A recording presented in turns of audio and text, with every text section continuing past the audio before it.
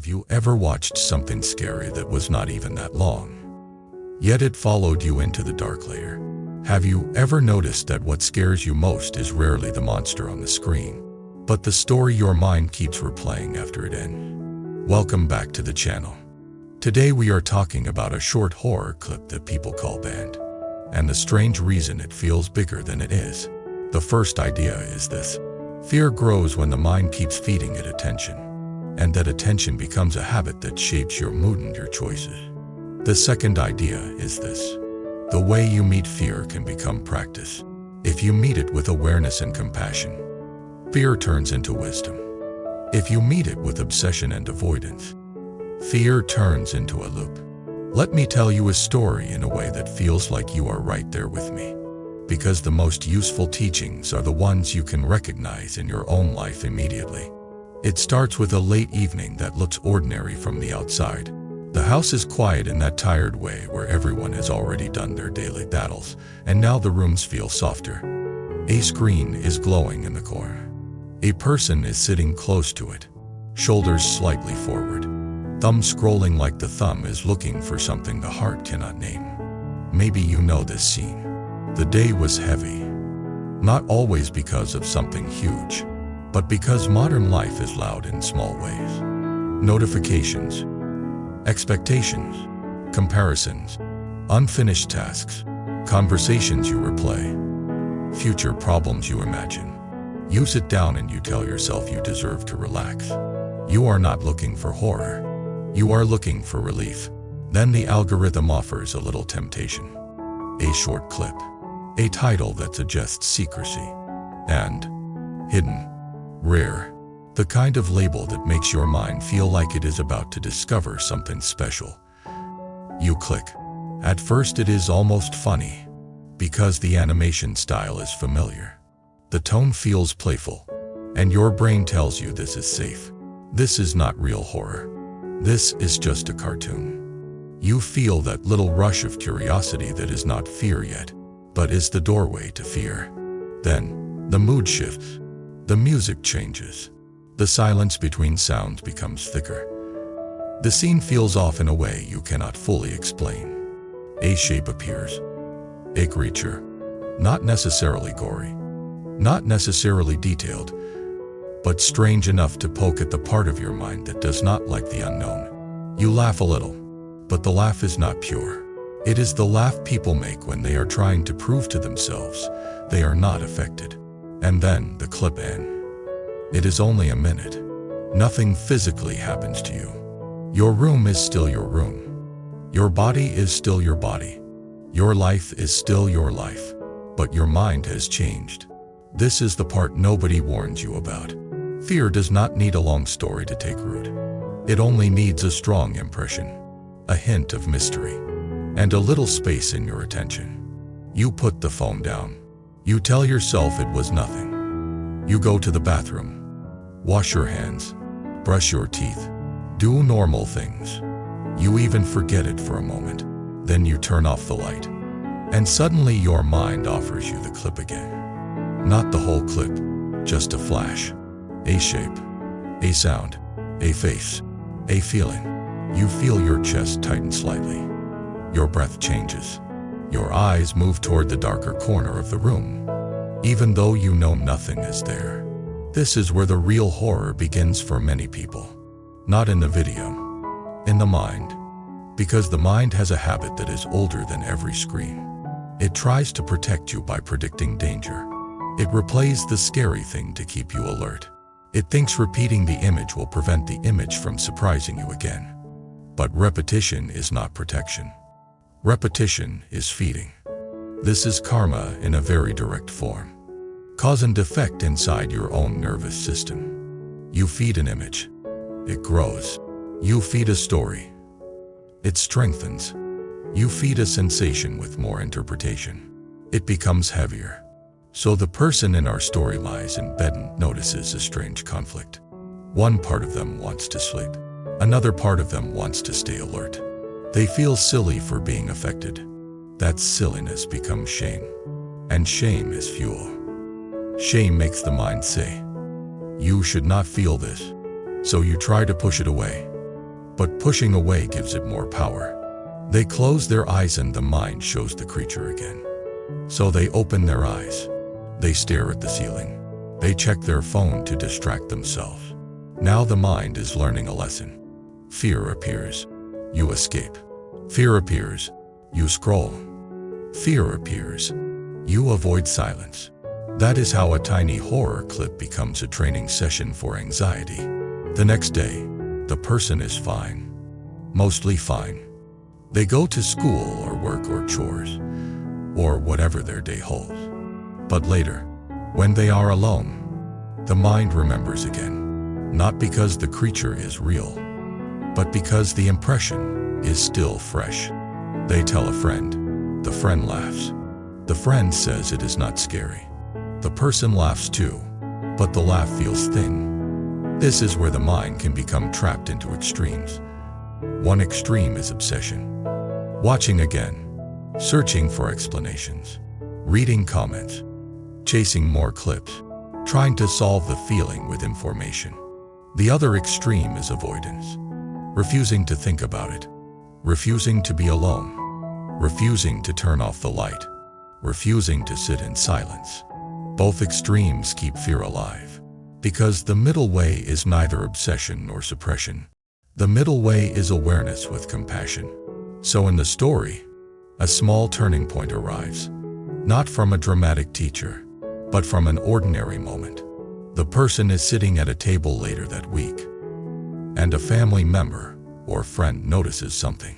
They say, "You seem distracted. Is something on your mind?" The person hesitates, then admits it. "I watched a scary clip and it stuck with me." The other person does not mock them. They do not exaggerate it either. They simply nod and say something that sounds simple, but lands deep. That makes sense. The mind holds on to what feels threatening. Let's talk about how to let it pass. Those words are compassion. And compassion is a kind of medicine because it removes the second layer of suffering. The second layer is shame. Shame says you should not feel fear. Compassion says it is normal. When compassion enters, the body relaxes a little. The mind stops fighting itself. Then the helper offers a practice. Not fancy, not mystical, but powerful. They say, next time the image appears, do not chase it and do not push it away. Just notice it as an image. Then return to the breath. The person rises that night. They lie down. The room is quiet. The mind offers the creature again. The heart tightens. The body feels a small surge of alertness. Normally they would escape, scroll, turn on lights, distract, fight. This time they pause and say silently. Just that label creates space. It reminds them that what is happening is not a real creature in the room. It is a mental event. Then they feel their breath. In, out. The image return. Image, breath, in. Now something interesting happens. The mind gets bored faster than you expect. If you do not feed it drama, if you do not add story, the image loses some power. This is an important truth. The mind feeds on meaning. When you keep saying, "What if?" you give it meaning. When you keep searching for secret reason, you give it meaning. When you keep telling yourself, "This means something is wrong with me," you give it meaning. But when you treat it as a passing event, it becomes lighter. That does not mean the fear disappears instantly, but it changes texture. It becomes a wave instead of a cage. The person continues the practice for several nights. Each night the image appears. Each night they label it. Each night they return to breath. Then something deeper begins to reveal itself. Under the fear is not only fear of a creature. Under the fear is a fear of uncertainty. A fear of what you cannot control. A fear of the dark. A fear of being alone with your own mind. This is where wisdom appears. The clip was only a trigger. The real lesson is about how your mind reacts to the unknown. In Buddhist-style teachings, the unknown is one of the roots of anxiety. The mind wants certainty. It wants to label everything. It wants guarantees. But life does not give guarantees. Everything changes. Everything is impermanent. That is not bad news. It is reality. When you accept impermanence, you stop demanding that your mind always feels safe. You start learning how to be steady even when you feel unsafe. That is courage. So the person in our story begins to approach the fear differently. Instead of treating it like an enemy, they treat it like a teacher.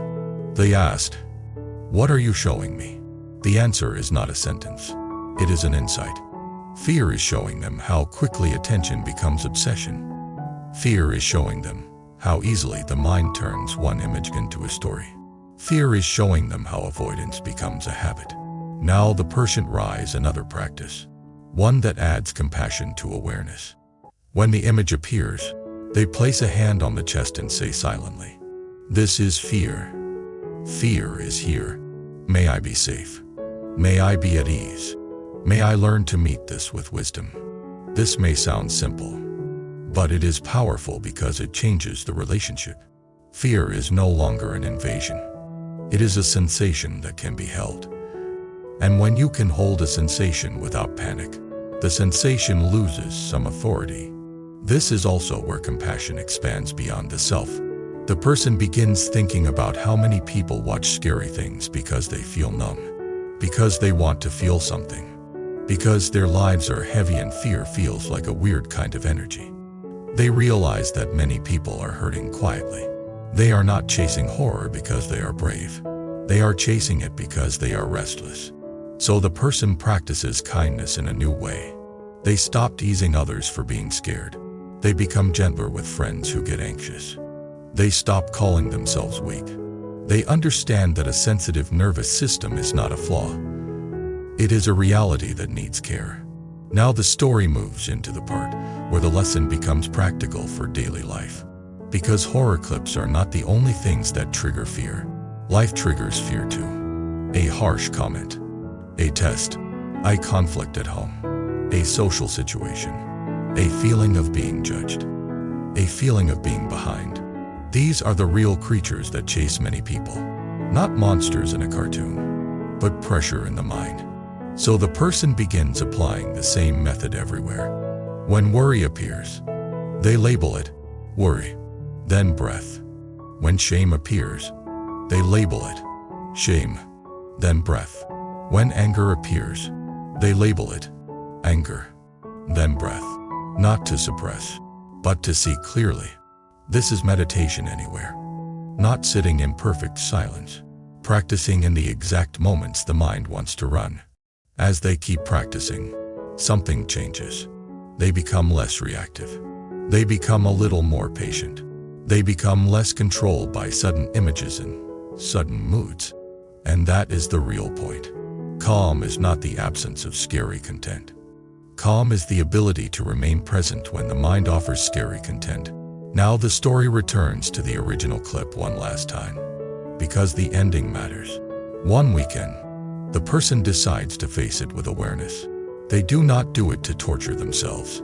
They do it to break the spell. They play the clip again. But this time they watch like a meditator watches thoughts. They notice the sound. They notice the visual shift. They notice the urge to tense. They notice the mind wanting to dramatize. They breathe through it. They finish the minute. Then they sit quietly for a moment and notice what is happening in the body. A little tightness, a little alertness, a little heat. They do not run. They do not scroll. They do not chase another clip. They simply sit and let the sensations settle. This is the moment they reclaim power. Not power over the clip, but power over their relationship to experience. Later that night, when the image tries to return, it is weaker. Not because the creature changed, but because the person changed. They stopped feeding it with panic. That is karma. You changed the cause, so the effect changed. Now I want to speak directly to you. Because I know many people watching this have their own version of this story. Maybe you watched something scary. Maybe you read a comment thread that disturbed you. Maybe you saw an image that stuck. Maybe you heard a story that made you uneasy. Or maybe your fear is not from media at all. Maybe it is from real-life uncertainty. Either way, the practice is the same. Do not shame yourself for feeling fear. Notice fear as fear. Breathe. Return to the body. Add compassion. Then choose what you feed next. If you feed fear with more fear, it grows. If you feed fear with curiosity and kindness, it transforms. That transformation is what people mean by awakening in daily life. You notice the mind creating suffering, and you choose a wiser path. You might also remember this. The mind often makes small things feel huge at night. Darkness is not only an absence of light. Darkness is an absence of distractions. When distractions fade, the mind becomes louder. That is why night can feel intense. So do not make big decisions about your life at night. Make small, compassionate choices. A slow breath, a warm drink, a clean room, a gentle thought, a short grounding routine. And if you keep getting stuck, talk to someone you trust. Fear becomes heavier in isolation. It becomes lighter in connection. Now let me share a personal style reflection to close. Because people often feel relief when they realize they are not the only ones. I have seen how the mind can latch onto one image and replay it like a loop. Not always horror. Sometimes it is an embarrassing moment. Sometimes it is a regret. Sometimes it is a fear about the future. The mind repeats because it thinks repetition equals control. But control is not peace. Peace is learning to sit with what you cannot control without turning it into a war. The moment you can watch your own mind with a little kindness, you stop being bullied by your own thoughts. That is freedom. Quiet freedom. Real freedom. So tell me in the comments, what kind of content sticks with you? And what helps you calm down when your mind starts replaying things? And if you have a small practice that works, share it. Someone else reading might find exactly the tool they needed. If you want more long-form stories and practical teachings about calm, wisdom, and cause and effect in everyday life, subscribe to the channel, like the video, and leave a comment to support the community. And if you want to support the channel in a deeper way, consider joining the membership so we can keep making content that turns ordinary experiences into practice and helps people build inner peace that does not collapse when the lights go out.